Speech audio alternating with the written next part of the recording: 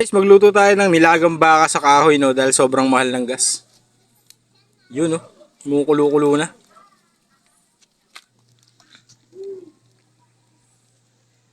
Ha? Anong ulam nyo, ha? Sa amin, wala lang, nilagang baka lang. Sa kahoy nga lang.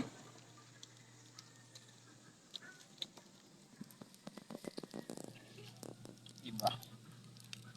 Daming kahoy dito sa amin, no. Gubat ba naman, eh?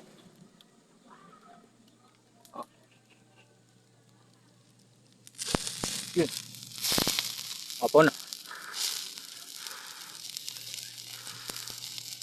Apaw, mapaw.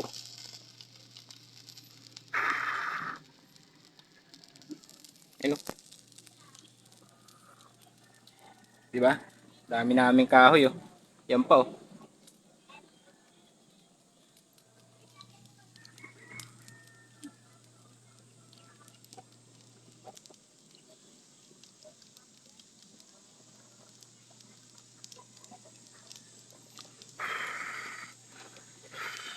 Nakapaw siya, no?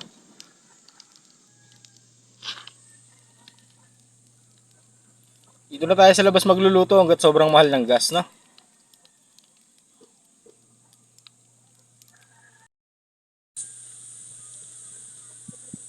Ang sarap pa ah.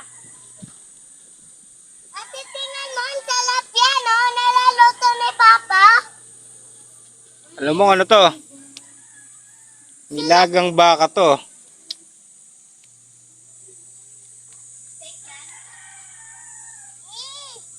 May usok na po tuloy. Ganun ng sabaw, lagay na natin to.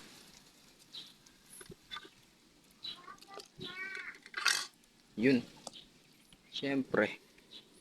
Tsaka ito. Diba?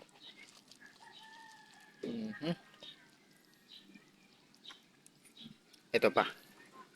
Kaso pa kaya? Lagay na natin yung lahat. Wow. Yan. No? Yun, no?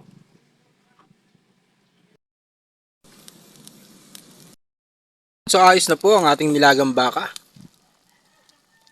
So kakain na tayo. Yun. Tumakapaw talaga siya. Punong-puno. Marami pa dun.